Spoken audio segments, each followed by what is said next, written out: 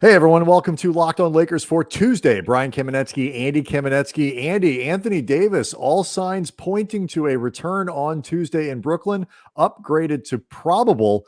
Big deal for the Lakers on the court and off, because knowing what they have with AD plays a big role in what they might do at the trade deadline. We'll talk about all of that and more coming up next. You are Locked On Lakers, your daily Los Angeles Lakers podcast. Part of the Locked On Podcast Network, your team every day.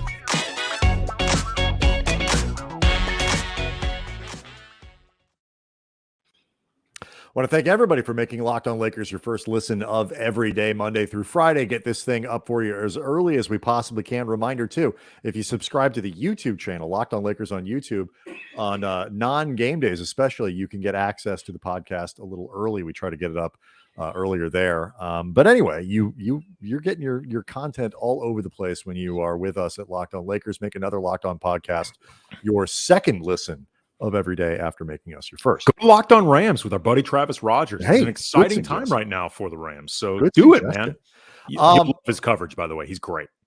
So I can't remember the last time I was upgraded to anything, but Anthony Davis, Andy, has been upgraded to probable for Tuesday's game. As people might remember, he was a bit of an upgrade on Sunday ahead of the Miami game, made questionable for that, which sort of surprised some people. Like, oh, this is a good sign. Didn't end up playing, but Frank Vogel said he was going to work out on Monday. They obviously liked what they saw, and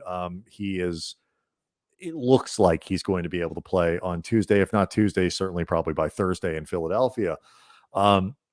Big deal. Big deal for the Lakers. They need, for starters, they need an infusion of talent on both sides of the ball. And obviously Anthony Davis provides that. Yeah, I mean, as much as there's been discussion, and you and I have been parts of it, in terms of Anthony Davis not playing this season up to his own standards, the standards that we see, but I think also that he would place on himself, and the idea of him not taking over games the way you would like to see him do. Yeah, quite frankly, it's a standard, Andy, that the Lakers need him to play at for this to work. Absolutely. And, the idea of him not really truly putting his imprint on games the way we both think he's capable of doing, but if nothing else, the Lakers need him to. You're still talking about a guy that is averaging 23 points, almost 10 rebounds, 3 assists, 2 blocks, and a steal. And, he is putting up an all-star caliber season for a team that is extremely top-heavy with their talent. They have a big 3 at best, a big 2.5, depending on what you think Russell Westbrook is doing this season.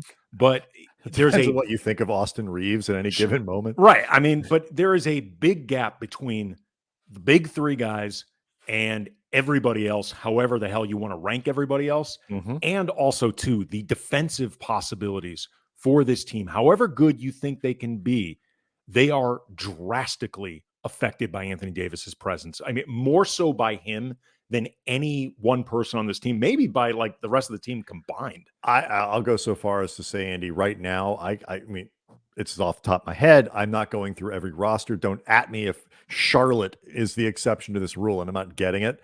I don't think there's another player in the league who is more directly impactful on the team's defense than Anthony Davis is with this Lakers group. Totally agree with you. There is a ceiling, I think, as to how good you can expect them to get, but they can't get anywhere close to it without AD. They need him to be able to be a guy who can protect the rim, as opposed to having, LeBron James do it or whatever it is, playing as a small ball center. They need him to be able to get out on the perimeter and chase shots. Like, the guy is such an incredibly versatile defender. We think of him as a rim protector at times, but you also go back and remember some of those plays he made in the bubble where he's, blocking shots and recovering and using those go-go gadget arms to snuff out 3-pointers and stuff. Like, all of it is necessary for this Lakers team, particularly as they are going to lean into this small identity. And like you say, it's the disappointment with AD is relevant and it's real, and we're not making it up. But it is important to point out, we're also not talking about a guy a little bit more like the Russ conversation where you're debating how good is he really playing? How well is he really playing?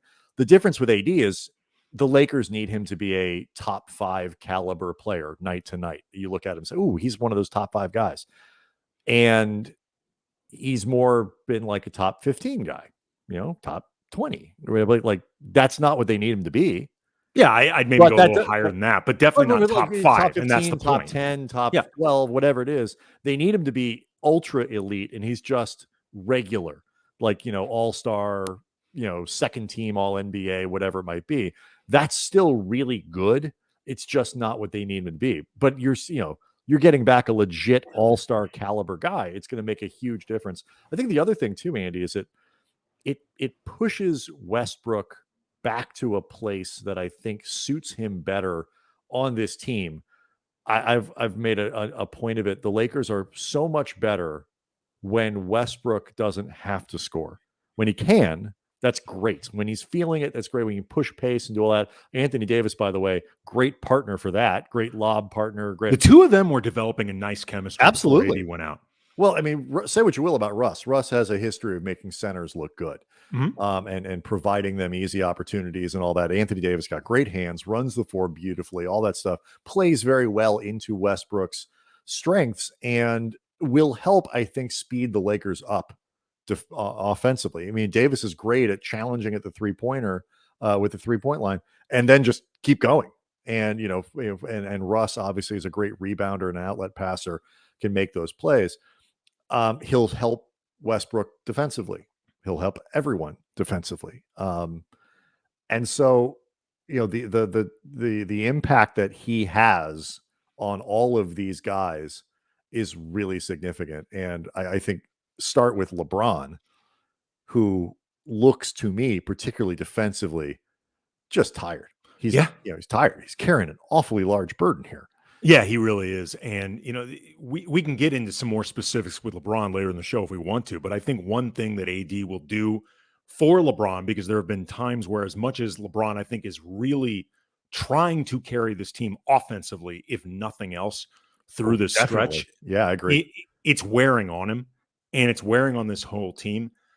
I don't know how, like you mentioned before, Brian, how high the ceiling is with this team. Our buddy Josiah Johnson, King Josiah 54 on Twitter, though I don't need to say that because anybody listening to this podcast likely knows who Josiah is. More likely to know who he is than we are. Like they happen to this thing by accident.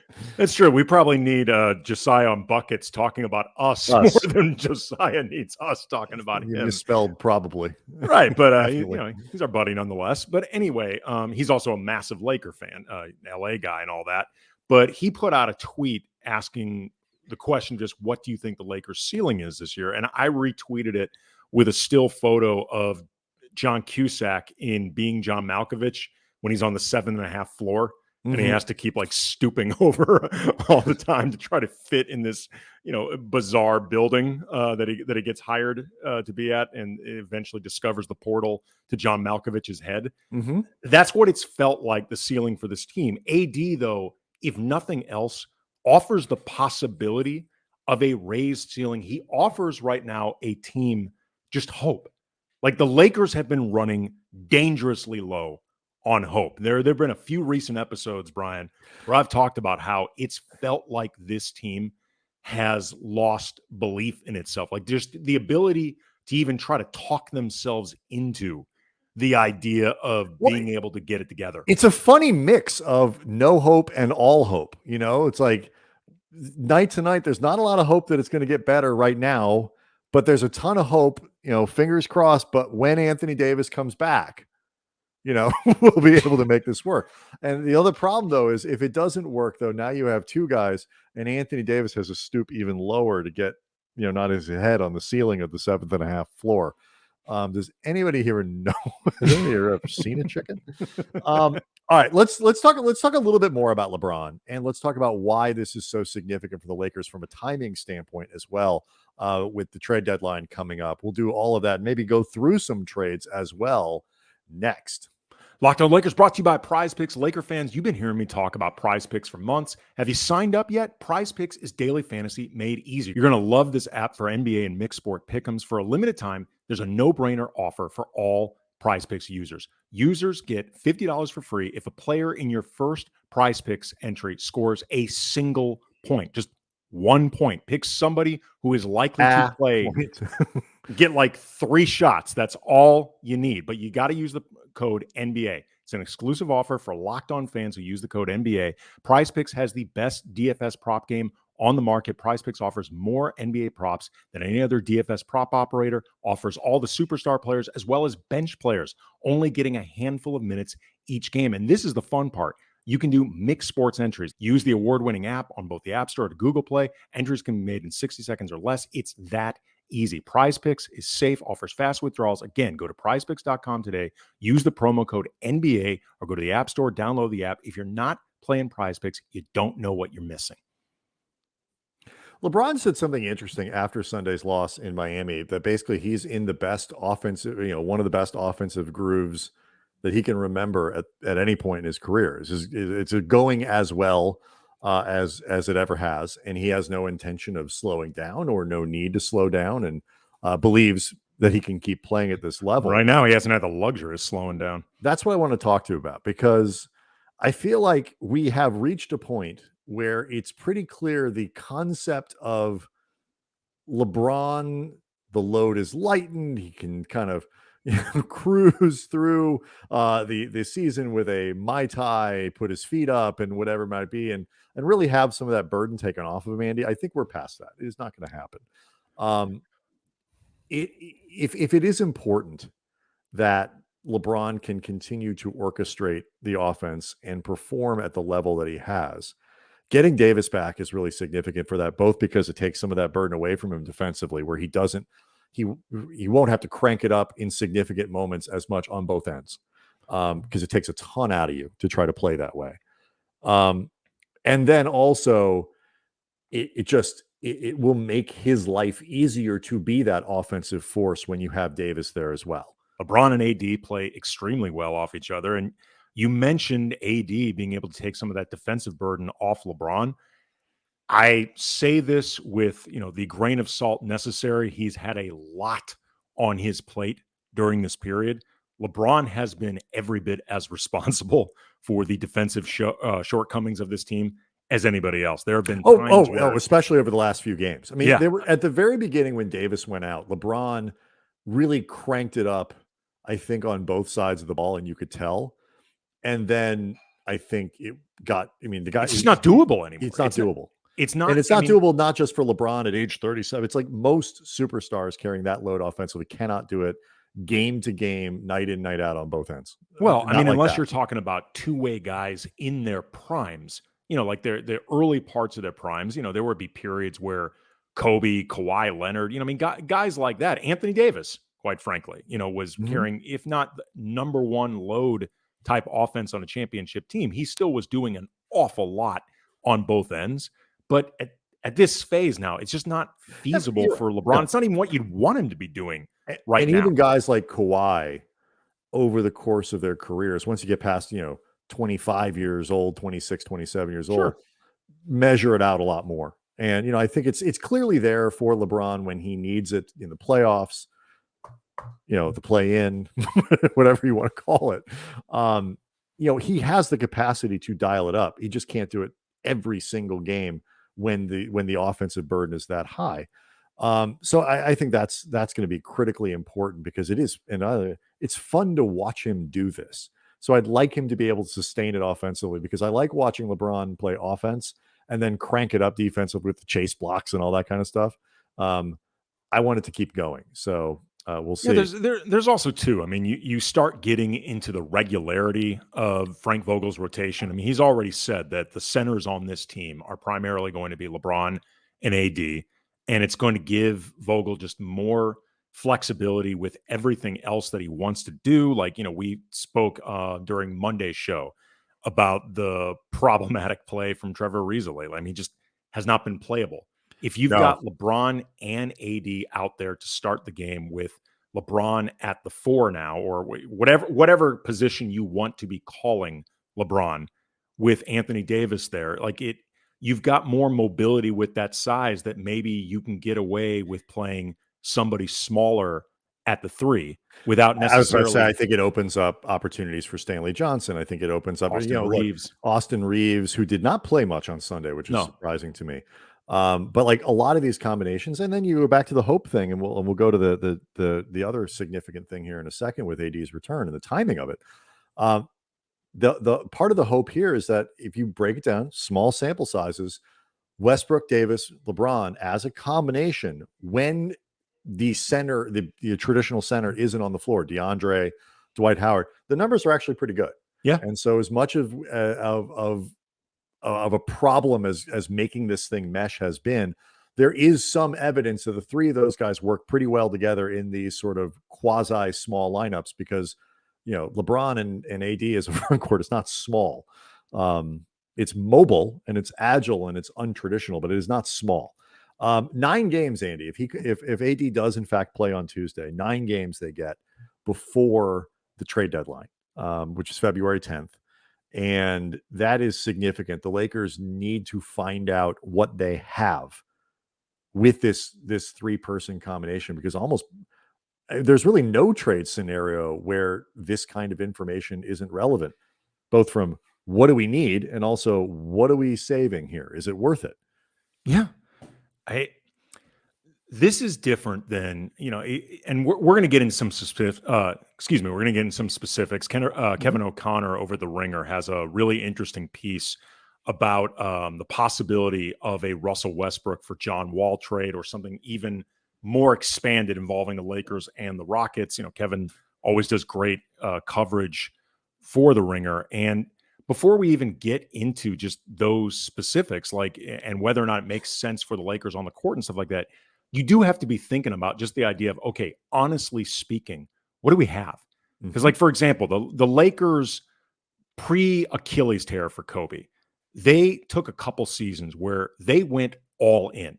And, they attached first-round picks to move Derek Fisher, to move Luke Walton, to the Steve Nash deal, talking about bringing in Ramon Sessions, even to a lesser degree, Jordan Hill. These were all, and then obviously Dwight Howard. These were all win-now moves, and there was a cost to be paid for that. There was a bill that came due, and God knows the Lakers went out of their way to try to avoid paying it for as long as possible, even doing some damage to the franchise along the way. And they thankfully fell ass backward in the lottery picks despite all their best intentions. But the point being, though, they were going all in, trying to maximize this period with Kobe. And this was something that you and I completely supported, those moves. I mean, I would say broadly we supported them all, and I would say specifically probably all of them as well, because you were talking about a guy in Kobe that was still, even in relative physical decline, playing at an extremely high level. Those teams were going 2 rounds in the playoffs and out. So obviously not good enough to win a championship, but not bad enough that you'd give up on him either. And certainly not with him. Yeah, right. You have an obligation. And on top of it, they were trying to win one more title while Dr. Buss was still alive. And these were all things that completely justified making those type of extreme win now moves where you're going to have to pay something. But those teams were much better than what we've been seeing right now with this Lakers team, which, by the way, already made a massive win now, huge swing for the fences, bringing in Westbrook in the first place.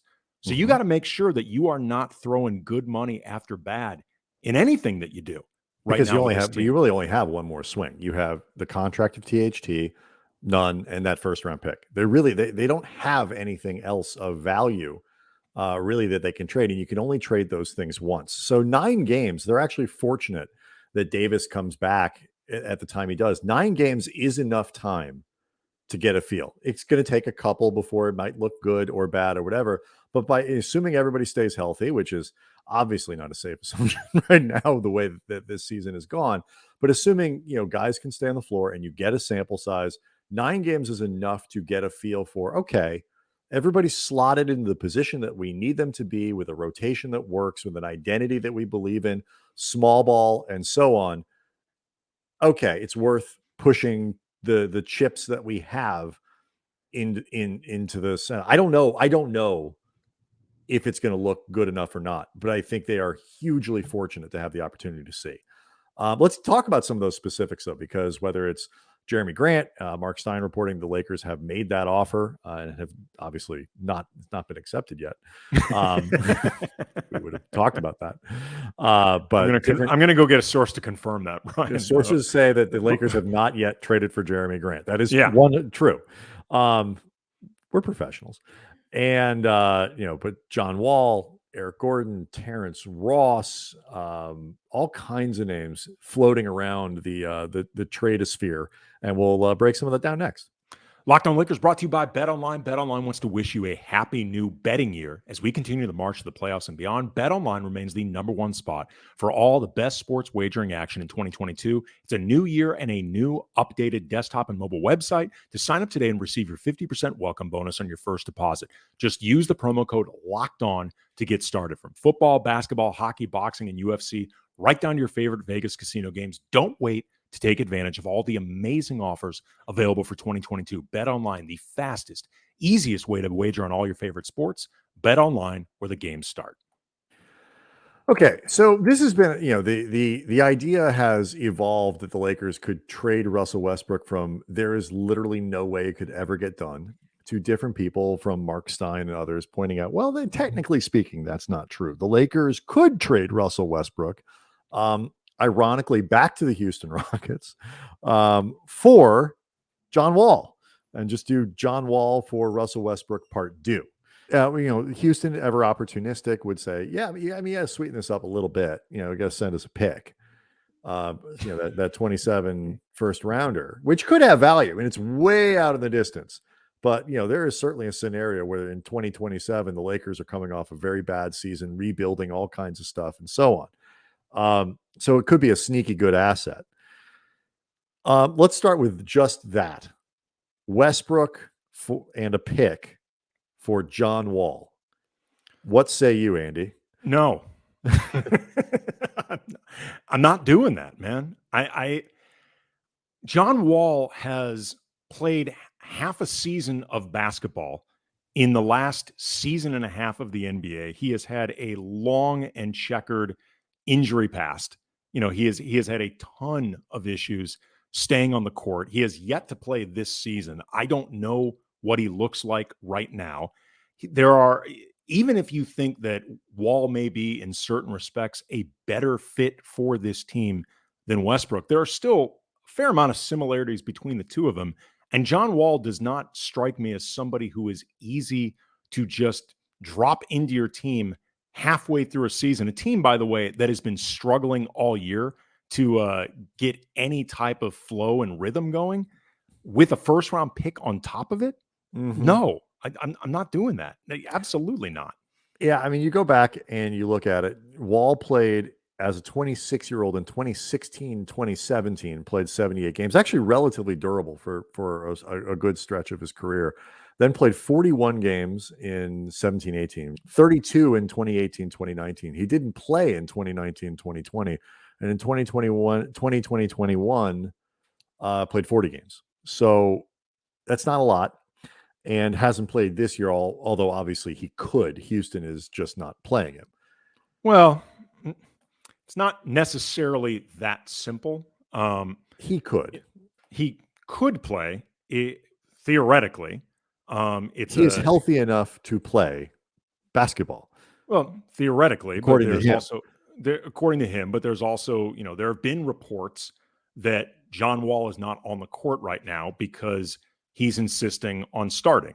And for what it's worth, I actually talked with somebody a couple weeks ago who I would say is pretty well connected to the team. And this person told me, again, for whatever it is worth, that the reports that John Wall is insisting on starting or is not playing, that's accurate. That feels a little too similar, Brian, to what the Lakers just went through with Dennis Schroeder and Montrezl Harrell. It's two separate issues here. That all I'm saying is he is physically healthy enough to play basketball. Sure. The issue of whether or not he is, because we were just talking about his health. Mm-hmm. Fit is a whole other thing. Okay. I think if you trade for Wall, he's going to start. It's mean, fine, but I are would you? have, I mean, Dennis Schroeder started, and the what's coming from my career thing. I know it's not apples to apples because Schroeder was in a contract year, and Wall isn't. But you're also talking about a guy that is looking to reestablish himself, Mhm. not just as a player, but maybe even as a star. And if given Wall's situation, if it is accurate that he's not willing to come off the bench, and like that's actually the reason he's not playing, that would give me a lot of pause before bringing him into my team. It bothers me less because I think some of that has to do with the context of that team. I think if he actually is able, I think they are able to engineer a trade to the Lakers, and for some reason they're like, "Hey, John, for the rest of the season, we need you to be a six man. You come in, have an off season, you can start point next year." I don't think that'll be a problem. Um, Context is really important with stuff like this. So I'm less concerned about that. I don't know how good of a player. I mean, say what Russell Westbrook is not trash. I understand he has underperformed expectations. He is a terrible fit in many important ways, not all of them, but many of them, and those things matter. But he is not a trash basketball player. And if nothing else, he's available. And I don't know what you get in terms of availability with Wall. I mean, look at Trevor Ariza. Again, Wall, much younger, 7 years younger, 6 years younger than Ariza. But it is not easy to not play basketball at the NBA level for multiple seasons for all intents and purposes and just show up and play again without getting hurt. Yeah. And so my concern about was much more towards the health than that. And some of the things that make him a potential upgrade over Westbrook, um, when he was healthy, is much better defender than Westbrook. Slightly better as a spot up shooter. Not a good overall 3-point shooter. He's a career 32% guy from beyond the arc. But in terms of like those specialized spot, a little bit better, but not really. I And I mean, think John Wall's stats last year in terms of shooting and assist to turnover, stuff like that, they really are not significantly better no, they're than what not. you're getting Russell In Westbrook. part because he hasn't played. And so like that's the thing that always comes around last, or is efficiency and shooting percentages. We're seeing it with Klay Thompson. We're seeing it with like guys. So I don't know how much better you get. The slightly more interesting wrinkle or incarnation of this trade that Kevin O'Connor floated out there is just like, hey, what about this? Would be Wall and Eric Gordon for Westbrook, THT, none in the first round pick. So you're sort of doing both of those things because Gordon is one of those guys whose name has been tossed around as a potential, hey, what about THT, none for Gordon and the pick? And, maybe if you expanded it to include Eric Gordon, who is playing lights out for Houston on both sides of the ball, shooting Yeah, he's been 45% really good. from three, defending on a god awful team, playing very well. Playing like a guy who wants to get traded. Very much so. He's trying to prove that he's healthy and can contribute to a really good team. He would fill a need as a two-way guy who could start games, play defense, good size, strong, very reliable shooter with serious gravity. It would be like trading for Buddy Hield in some ways, except you get a little more defense. What would you do that one? It's better. I would say it's better. It's somewhat better, and maybe if the Lakers look really good over these 9 games with Anthony Davis, I could be swayed more. But I'm still pretty cautious, Brian, even with that, because that's 2 pretty big pieces that you're dropping into this team without a lot of time to get it together. So in a lot of respects, you're talking about this being a trade for next season and maybe trying to get off to a really good head start, build some continuity. So that last year that you have LeBron on the books, Eric Gordon guaranteed on the books, the following year of his deal isn't fully guaranteed. John Wall, like a lot of guys lining up, you're kind of being able to hit the ground running. Maybe if you feel like the foundation is showing over those 9 games. But again, you're still talking about with Eric Gordon, a guy that's 33 years old, has been injured a lot himself. He's been healthy this season. Right. But there is a lot long of injury history. And if you are talking about this in part for next season, that's another year where he might have some of these injury issues again. You are talking about a lot of future assets, a lot of, what even represents youth on a team that is starving for any of it for the immediate, with Eric Gordon and I would even say John Wall, regardless of his age, just given his physical history. I got to see a hell of a lot more from this team before I would even make that trade, regardless of recognizing, yeah, Eric Gordon would make sense on this team. I get why you'd bring him in. I still don't know if it's totally worth it. There's an the comparison is I think people talk a lot about it. We don't have time necessarily to get into just what it would mean to trade in terms of just a stunning admission that this was a terrible idea. If you end up trading Westbrook and all of the other stuff for Eric Gordon and John Wall, like that is just like, okay, yeah, we bleeped this up really bad and we need to undo it in the most drastic way possible. So maybe we'll talk about that over the course of the week and as the deadline approaches and stuff like that. It's just, it's that same thing that Philly is going through a little bit, I think, right now when they think about Ben Simmons. It's like Joel Embiid is playing at such a high level. LeBron James is playing at such a high level. How many more seasons of this do you have? And, they have a reset coming after next year. Natural, in terms of cap clearance and superstars and the ability to reset it and all that stuff. Even without all the picks or whatever, in theory, you could kind of rebuild this thing under difficult circumstances in another year and a half. Oh God, it would be tempting if they play well, but like, God, what if they go like, it's like 6-2 or 6-3 or but like a couple lucky wins, or they're 5-4, but they won the last 3, or the devil's in the details. It's just how do they look when this happens? I'm more interested in how they look than the actual. I mean, if they go 0-9, it affects what you're doing just because you start wondering about playoff viability. But I'm more concerned with how they look than the actual results. One last thing before we go. I just thought this was interesting from Kevin's piece, and again, would encourage people to read it. Quote, the Lakers should have reliable intel about Wall's condition, considering their relationship with Clutch Sports, the agency that represents Wall and the Lakers' two biggest stars, LeBron James and Anthony Davis. Clutch and the Lakers have an aligned interest, putting LeBron in the best position to win, and Clutch must put Wall in the best situation to resurrect his career. In theory, Rich Paul and Pelinka can be totally honest with each other about Wall's fit with the Lakers. I got to be honest. I'm not sure that I trust Clutch to do what's best for the Lakers, or even necessarily have the best judgment about what's best for the Lakers, nor, to be honest, do I think they should be concerned about that beyond just wanting to have a good relationship with the Lakers, just like they want to have a good relationship with 29 other teams. But I don't think they would lie about Wall's. It's not a matter of lying about it, though. I don't know, though, if they have the most objective viewpoint in all this.